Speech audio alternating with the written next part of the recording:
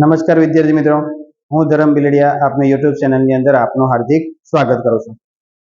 મિત્રો, હમણાં ગયા વિડીયોની અંદર આપણે ધોરણ 12 વિષય ગુજરાતી પેપર સેટ નંબર 1 જેનું સેક્શન સોલ્યુશન એ અને બી નું સોલ્યુશન આપણે જોઈ ચૂક્યા છીએ.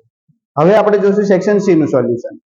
સેક્શન સી ના સોલ્યુશનની અંદર સૌથી પહેલા આવે છે આપણે સમાનાર્થી શબ્દો.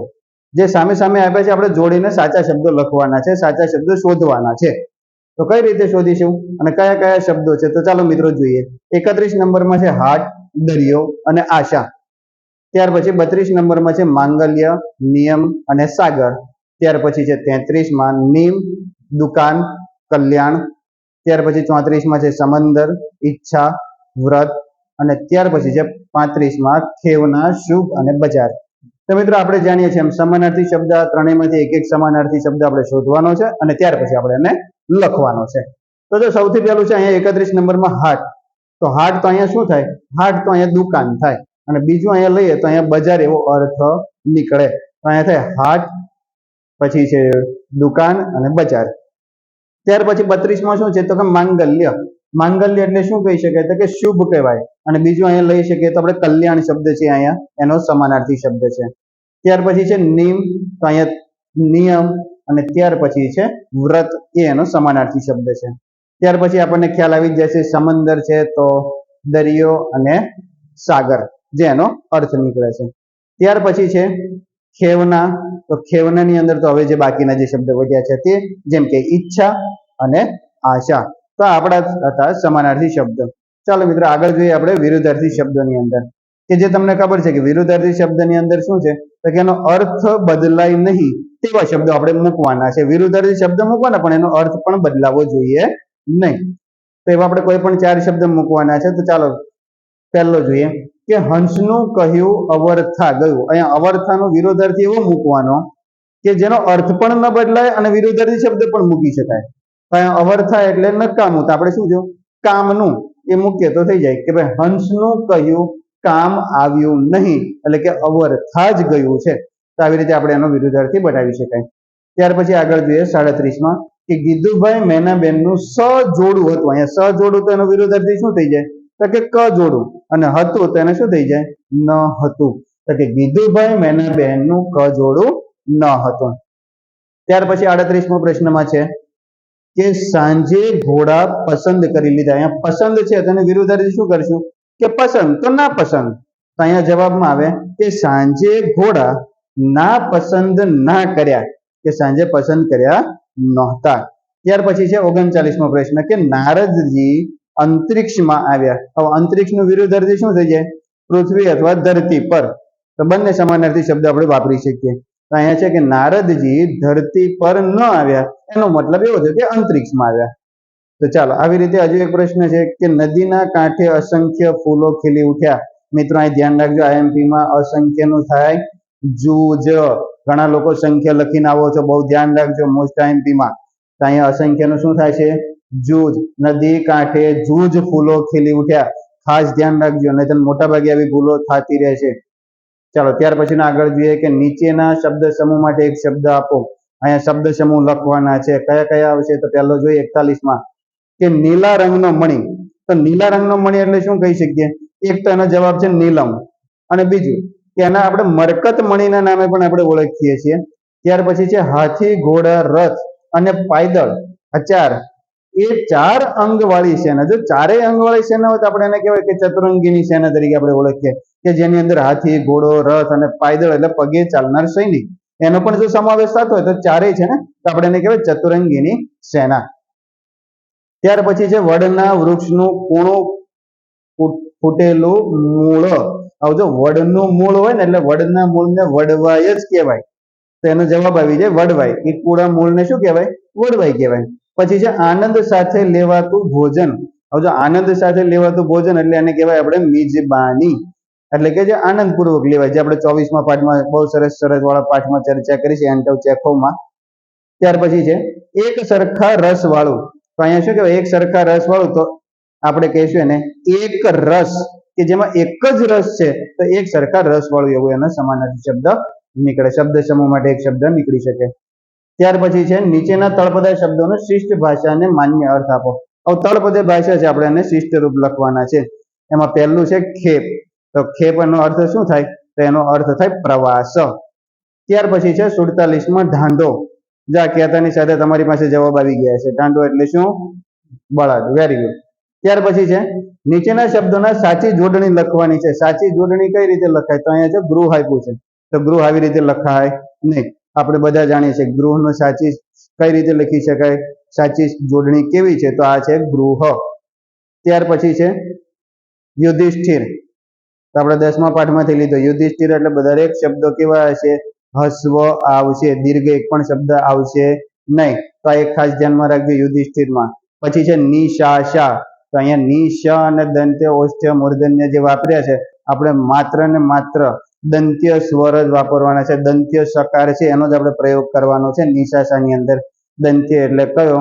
સસલાનો સ છે, અને આપણે દંત્ય સ તરીકે ઓળખાય. ત્યાર પછી આપણે જોઈએ કે નીચેના પ્રશ્નોના ઉત્તર કૌંસમાં દર્શાવેલ સૂચના પ્રમાણે લખો કોઈ પણ 6. તો અહીંયા છે સંત પુરુષો ખાલી જગ્યા હોય છે. ખાલી જગ્યામાં શું મૂકવાનું? કૃદંત. કૃદંત એટલે શું? તો કે કોઈ પણ ક્રિયાને જે તે કૃદંતનો પ્રત્યય જોડાય, ઉમેરાય ત્યારે એ કૃદંત બને. દાખલા તરીકે વર્તમાન હોય તો એને ત ઉપર હોય તો તી તું તા બને. ભવિષ્ય હોય તો નાર શબ્દ છે તો નારો નારી નારું નારા શબ્દ બને. ભૂતકાળ હોય તો ય લ અને એલ જેવા શબ્દો મૂકો એટલે એ રૂપો બનતા જાય. તો અહીંયા એ શબ્દ મૂકવાના છે. સંત પુરુષો કેવા? તો કે ગણ્યા ગાંઠ્યા જ હોય છે. સંત પુરુષો કેવા? ગણ્યા ગાંઠ્યા જ. તો ય પણ આવી ગયો, કૃદંત પણ આવી ગયો ભૂતકાળનો, અને રૂપ પણ બની જાય. ત્યાર પછી છે 52 કે આડા દિવસે તો ભોજનનું કુટુંબ નદીના ખુલ્લા પટમાં પડ્યું રહેતું. તો અહીંયા નિપાત શું છે? તો મિત્રો નિપાત કોને કહેવાય? તો કે જે તે શબ્દ ઉપર ભાર મૂકવામાં આવે એને નિપાત કહેવાય. સામાન્ય રીતે નિપાતના 4 પ્રકારો છે. એમાં એક છે ભારવાચક નિપાત, લટકણિયાવાચક નિપાત. તો આ બધા નિપાતો છે, પણ અહીંયા ભાર કયા શબ્દ ઉપર આવે? તો કે મોટા ભાગે જો જ છે, તો, પણ, શુદ્ધા, માત્ર, ફક્ત, કેવળ, તદ્દન, સાવ, આ જે બધા શબ્દ કેવા છે? નિપાત વાપરવા. આ બધા જ નિપાતો છે. તો જો અહીંયા છે આડે દિવસે તો એનો મતલબ શું થઈ ગયો? અહીંયા જવાબ શું આવશે? તો એ અહીંયા નિપાત છે. ચાલો ત્યાર પછી જોઈએ 53માં એ ખાલી જગ્યા હાથ જોડી શક્યો. જો પાછો નિપાત મૂકવાનો. આપણે નિપાત આમાં શોધ્યો, હવે આમાં નિપાત મૂકવાનો. હમણાં જસ્ટ આપણે કીધું કે એ માત્ર હાથ જોડી શક્યો. એ માત્ર અહીંયા શું મૂક્યું? નિપાત, કે એ માત્ર હાથ જોડી શક્યો. ત્યાર પછી છે રહી પાણી પૂરી ધોતા પાગ. તો અહીંયા કૃદંત શોધી એનો પ્રકાર લખવાનો છે. કૃદંતને શોધવાનો, પણ પાછો શું કરવાનો? પ્રકાર પણ લખવાનો. હવે કૃદંત કઈ રીતે શોધાય? જસ્ટ આપણે હમણાં ચર્ચા કરી કે કોઈ પણ ક્રિયા થતી હોય તેને શબ્દ જોડાય. તો અહીંયા જો રહી પાણી એટલે પગની પાની શું છે? પૂરી ધોતા, ધોવાની કોઈ ક્રિયા થાય છે. પગના તળિયાની જે પાની છે ધોવાની કઈ ક્રિયા થાય છે, એટલે ધોતા છે. તો આપણે શું કર્યું? ધોવાની જે ક્રિયા છે એને ત પ્રત્યે લાગે, ધોતા. તો વર્તમાન કૃદંતનો શું છે? ત પ્રત્યય છે. તો તી તું અને તા, તો તા પ્રત્યય જોડાયો ને, તો અહીંયા થઈ ગયું ધોતા. તો એનો મતલબ એવો છે કે અહીંયા ધોતા એ વર્તમાન કૃદંત છે. ખ્યાલ આવી જાય છે મિત્રો? ચાલો આગળ જોઈએ કે દમયંતી જેમ વરવા જાય ધસી ઇન્દ્ર નળ આગળ થાય. અહીંયા શું કરવાનું છે? કૃદંત શોધવાનો છે. અહીંયા કૃદંત શું છે? તો અહીંયા આપ્યો છે શબ્દ કે જેમ વરવા એટલે કે લગ્ન કરવા માટે, વરને પસંદ કરવા માટે એ પોતે જ્યારે કોઈ જાય છે તો એ ક્રિયા થાય છે. તેને આપણે કયો? વા પ્રત્યય લગાડેલો છે. વ અને વાના જેવા પ્રત્યય લાગે તો જે કૃદંતો બનતા હોય છે. તો અહીંયા એક કૃદંત વાપરેલો છે. તો અહીંયા આવશે જવાબમાં વરવા. ત્યાર પછી છે 3-4 શિક્ષિકાઓએ અને આયાઓએ બાળ બચ્ચાઓની દેખભાળ રાખતી હતી. આમાં વિશેષણ શોધો. હવે વિશેષણ તો ઘણા બધા છે, પણ વિશેષણ એટલે શું? તો કે જે નામના અર્થમાં શું કરે? વધારો કરે. જે નામના અર્થમાં વધારો કરે ને આપણે એને વિશેષણ કહેવાય. અહીંયા માત્ર એટલું કીધું જ ને કે શિક્ષિકાઓ અને આયાઓ બાળ બચ્ચાઓની દેખભાળ કરે તો વાર્તા પૂરી થઈ જતી હતી, કાંઈ વિશેષણ આવતું નહોતું. પણ સ્પેસિફિક એમાં વધારો શું કર્યો કે ભાઈ 3-4 જ શિક્ષિકાઓ એવી હતી જે બચ્ચાઓની દેખભાળ વધારે કરતી હતી. તો અહીં શું કર્યું? શિક્ષિકાઓ નામપદ છે એમાં શું કર્યું? વધારો કર્યો. તો અહીંયા જવાબ આવશે 3-4. એ અહીંયા વિશેષણ છે. અને કેવું વિશેષણ છે? તો એ સંખ્યાવાચક વિશેષણ છે. કારણ કે 3 એ 4 શું છે? સંખ્યા દર્શાવે છે, માટે આપણે એને સંખ્યાવાચક વિશેષણ કહેવાય. ત્યાર પછી છે જેમાં ખાલી જગ્યા હસ્તાક્ષરમાં કંઈક લખેલું હતું. આપણે 24મા પાઠમાંથી છે શરતવાળામાં એન્ટવ ચેકોમાં કે ખાલી જગ્યામાં યોગ્ય વિશેષણ મૂકો. અહીંયા વિશેષણ શું મૂકવાનું? તો કે જે અહીંયા હસ્તાક્ષર હતા એ કેવા હતા? તો આપણને ખબર છે કે જ્યારે જે કેદી એ ઊંધો ભરીને બેઠો અને જ્યારે બેંક માલિક એને મોતના ઘાટ ઉતારવા માટે ત્યાં આવે છે ત્યારે એક પત્ર જોવે છે અને એ પત્ર કેવો હતો? સુંદર હસ્તાક્ષરની અંદર લખ્યો હતો. કેવા? સુંદર. તે હસ્તાક્ષર કેવા હતા? તો સુંદર. તો અહીંયા એનો જવાબ પણ થઈ જાય છે. ત્યાર પછી આગળ જોઈએ કે નીચેના રૂઢિપ્રયોગોનો અર્થ આપી તેનો વાક્ય પ્રયોગ કરો. હવે જો અર્થ આપવાનો અને પાછો વાક્ય પ્રયોગ કરવાનો. તો અહીંયા પહેલું 58 નંબરનો છે કે રવાડે ચડવું. રવાડે ચડવું એટલે શું કહેવાય? તો કે ખોટો માર્ગ લેવો અથવા ખોટો માર્ગ પસંદ કરવો એને કહેવાય રવાડે ચડી જવું. આપણે ગણીને કેમ કહેતા કે બધું ખોટા માણસ રવાડે ચડી ગયો છે, સુધરી જાય ને તેની જિંદગી બરબાદ થઈ જાય છે. તો અહીંયા વાક્ય પ્રયોગ છે એકવાર વ્યસનના રવાડે ચડી જાઓ પછી જિંદગી બરબાદ પાકી. એકવાર ખોટા વ્યસને ચડી જાવ છો તો પછી જિંદગી તમારી બરબાદ થઈ જાય છે. ત્યાર પછી છે 59 કામ પાર ન પડવું. કામ પાર ન પડવું એનો સીધો અર્થ થાય કે કામ સફળ થવું નહીં. આપણે કોઈ પૂછે નહીં કે કામ પાર પડ્યું કે નહીં, કે હજી કામ બાકી જ છે, તેનો અર્થ થાય કે કામ સફળ થયું નથી. તો અહીંયા છે કે દીકરાને ખોટી સંગતમાંથી પાછો વાળવા દુર્ગેશભાઈએ અનેક પ્રયત્નો કર્યા પણ તેનું કામ પાર પડ્યું નહીં. એટલે કે એનું કામ પાર પડ્યું નહીં. શા માટે? કારણ કે કોઈ કામમાં સફળ ન થવું તો આપણે એને કહી શકીએ કે એનું કામ પાર પડ્યું નહીં. ત્યાર પછી છે સગર કાઢવું. સગર કાઢવું એટલે શું? તો એનો અર્થ થાય કે બાતમી મેળવવી. બાતમીનો બીજો અર્થ લઈ શકાય આપણે જાણ મેળવવી. ખાસ યાદ રાખજો, બાતમી અને જાણ. તો અહીંયા વાક્ય પ્રયોગ એવો થાય કે પોલીસે ચોરની સગર કાઢીને, જાણ કરીને, બાતમી મેળવીને તેને પકડી લીધા. હવે જાણ થાય ત્યારે એને પકડે ને તો અહીંયા એક અર્થ લેવાનો જાણ અને બાતમી પણ. ચાલો ત્યાર પછીનો આગળનો પ્રશ્ન જોઈએ કે નીચેના પ્રશ્નોના ઉત્તર કૌંસમાં દર્શાવેલી સૂચના પ્રમાણે લખો કોઈ પણ 3. તો અહીંયા સૌથી પહેલો છે 61માં કે આધુનિક સ્ટાઇલના અંબોડાની ફૂલોમાં ગૂંથણી હતી. વાક્યમાં શું કરવાનો છે મિત્રો? તો પ્રત્યય સુધારવાનો છે. હવે સામાન્ય રીતે પ્રત્યય કોને કહેવાય? તો કે આપણે શીખ્યા હતા વિભક્તિના પ્રત્યયો છે, અને વિભક્તિના પ્રત્યયો જેને જોડાય એ આપણે સુધારવાના હોય. તો અહીંયા જો તો વિભક્તિના પ્રત્યયો ક્યાં લાગ્યા? આધુનિકમાં કોઈ પ્રત્યય છે નહીં. સ્ટાઇલમાં કોઈ પ્રત્યય છે? સ્ટાઇલ ના. તો કે હા, ના પ્રત્યય લાગ્યો છે. અંબોડાની તો કે જો ની પ્રત્યય લાગ્યો. નો, ની, નું, ના ષષ્ઠી વિભક્તિનો પ્રત્યય લાગે. ફૂલોમાં તો કે માં સપ્તમી વિભક્તિનો પ્રત્યય લાગ્યો. પછી ગૂંથણી હતી તો બીજામાં કોઈમાં પ્રત્યય લાગ્યા છે નહીં. તો ક્યાં પ્રત્યય લાગ્યા? તો માત્ર ના, ની અને માં. પણ વાક્યમાં પ્રત્યય સુધારવાનો એટલે કે આ પ્રત્યયમાં ક્યાંક ભૂલ છે. આ પ્રત્યયમાં શું છે? ભૂલ છે. તો આપણે પ્રત્યય સેન્ટેન્સ વાંચો ને ત્યાં ખબર પડી જાય કે અહીંયા અંબોડાની ફૂલોમાં હોય, અંબોડાની ફૂલોમાં હોય કે શું હોય? કે અંબોડામાં ફૂલોની હોય. તો અહીંયા વાંચતા જ ખબર પડી જાય કે આ પ્રત્યયમાં જ ભૂલ છે. એટલે જવાબ શું થઈ જાય? આધુનિક સ્ટાઇલના અંબોડામાં ફૂલોની ગૂંથણી થતી. અંબોડામાં ફૂલોની ગૂંથણી થાય. તો આ ખાલી એક પ્રત્યય મિસમેચ થતો હતો, આપણે એને ફરી પાછો સુધાર્યો અને ફરી પાછો એને આપણે સેન્ટેન્સ લખી નાખવાનો.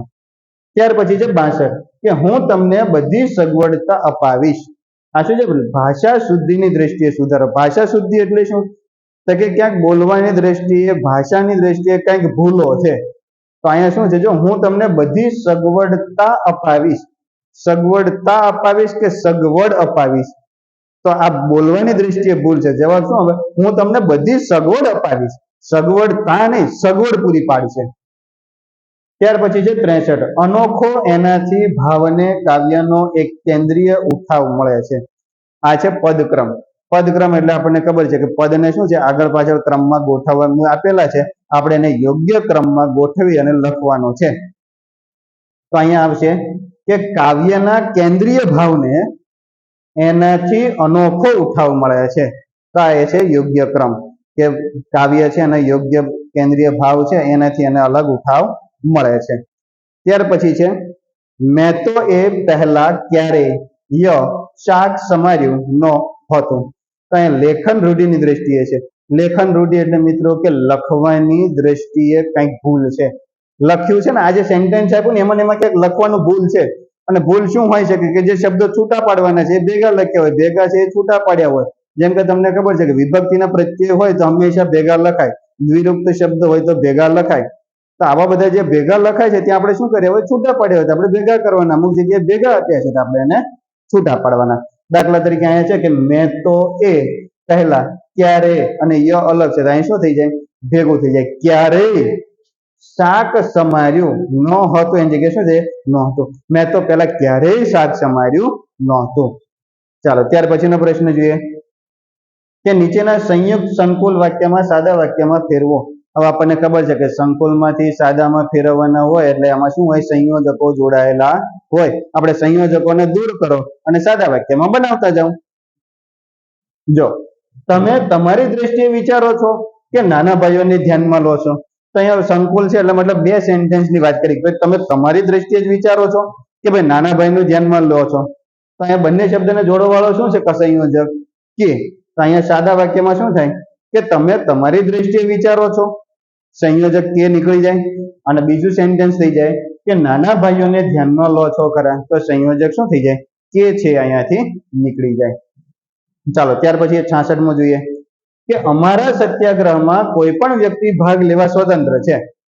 પછી તે વ્યક્તિ ગમે તે જ્ઞાતિનો હોય. હવે આને કીધું કે અમારામાં સત્યાગ્રહમાં કોઈ પણ વ્યક્તિ ભાગ લેવા સ્વતંત્ર છે. પાછા અહીંયા પછી એ શબ્દ શું છે, બે શબ્દોને અથવા બે પદોને જોડવાનું કામ કરે છે. એટલે અહીંયા પછી નીકળી જાય તો પહેલું વાક્ય સાદું શું થઈ જાય કે અમારા સત્યાગ્રહમાં કોઈ પણ વ્યક્તિ ભાગ લેવા સ્વતંત્ર છે. પછી નીકળી જાય અને આવે તે વ્યક્તિ ગમે તે જ્ઞાતિનો હોય. અહીંયા સંયોજક છે, પછી એ દૂર કરવાનો, બે સાદા વાક્યો બનાવવાના. ત્યાર પછી છે 67 કે આપણી ગદાએ દુર્યોધનના સાથળના ટુકડા કર્યા કે દુશાસનના શરીરનો નાશ કર્યો, પણ એથી શું વળ્યું. તો અહીંયા આપણે જોઈએ તો અહીંયા કે અને પણ આપણને સ્પષ્ટપણે દેખાય છે, કારણ કે હમણાં આપણે આમાં જોઈએ ને કે, તો અહીંયા છે કે આપણી ગદાએ દુર્યોધનના સાથળના ટુકડા કર્યા, પહેલું સાદું વાક્ય. બીજું કે આપણી ગદાએ દુશાસનના શરીરનો નાશ કર્યો, પછી અહીંયા પણ નીકળી ગયો. અને ત્રીજો કે એથી શું વળ્યું. તો આમ ત્રણ સાદા વાક્યો અહીંયા બને છે. ત્યાર પછી હવે આવશે શું, તો કે સાદા વાક્ય છે આપણે એને સંકુલમાં ફેરવવાના છે, સંકુલ અથવા તો સંયુક્ત વાક્યમાં ફેરવો. તો ચાલો પહેલું જોઈએ કે હું બધી સગવડ અપાવીશ એ પરિષદમાં ભાવનગર વિરુદ્ધ જેને જે કહેવું હોય તે કહેવાની છૂટ છે. તો અહીંયા જો એક સેન્ટેન્સ અહીંયા પૂરું છે કે હું બધી સગવડ અપાવીશ, અહીંયા પૂર્ણ વિરામ છે. એનો મતલબ અહીંયા આપણે શું કરવાનું, સંયોજક ઉમેરવાનો છે, બે પદોને ભેગા કરવાના છે.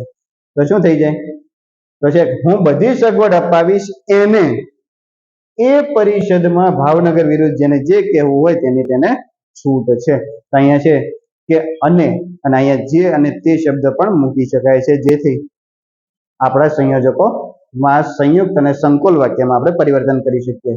ત્યાર પછી 69મો કે દેવરાજ કેમ્પના સ્ટેશને ઉતર્યો, એને સૌ પહેલા એની બાની યાદ આવી. તો અહીંયા બે ઘટના બની, શું કે દેવરાજ કેમ્પના સ્ટેશને ઉતર્યો અને બાની યાદ આવી. તો અહીંયા શું થઈ જાય કે જ્યારે દેવરાજ કેમ્પના સ્ટેશને ઉતર્યો ત્યારે એને બાની યાદ આવી, સૌથી પહેલા એને બાની યાદ આવી. તો જ્યારે અને ત્યારે, તો એ બંને શું થઈ જાય, સંકુલ વાક્ય થઈ જાય. ત્યાર પછી છે કે જેલ પાસે જઈને એને 2 વાર ચોકીદારને બૂમ પાડી, કઈ જવાબ ન મળ્યો. અહીંયા જો અહીંયા શું છે, બૂમ પાડી પછી અલ્પવિરામ, મતલબ આપણે અહીંયા સંયોજકો ઉમેરવાના છે. તો શું થઈ જાય કે જેલ પાસે જઈને એને ચોકીદારને બૂમ પાડી, પરંતુ કઈ જવાબ ન મળ્યો. પણ એને બૂમ પાડી પણ પરંતુ કોઈ જવાબ મળ્યો નહીં. તો મિત્રો આ હતા આપણા સાદા અને સંકુલ વાક્યમાં, અને અહીંયા આપણે સેક્શન સી પૂર્ણ થાય છે. થેન્ક યુ, તમે આ વિડીયો ધ્યાનથી નિહાળ્યો એ માટે. મિત્રો આવા જ આપણે સેક્શન એ બી ના અગાઉ વિડીયો મૂકી ચૂક્યા છીએ, સેક્શન સી નો આ વિડીયો મૂક્યો છે, અને આગળ આપણે પેપર સેટ નંબર 1 નો ડી અને ઈ વિભાગના પણ આપણે સોલ્યુશન મૂકીશું. તો તમે સબસ્ક્રાઇબ કરી રાખજો ચેનલને, જેથી અમારા નવા વિડીયોની નોટિફિકેશન તમારા સુધી પહોંચતી રહે. થેન્ક યુ, આભાર.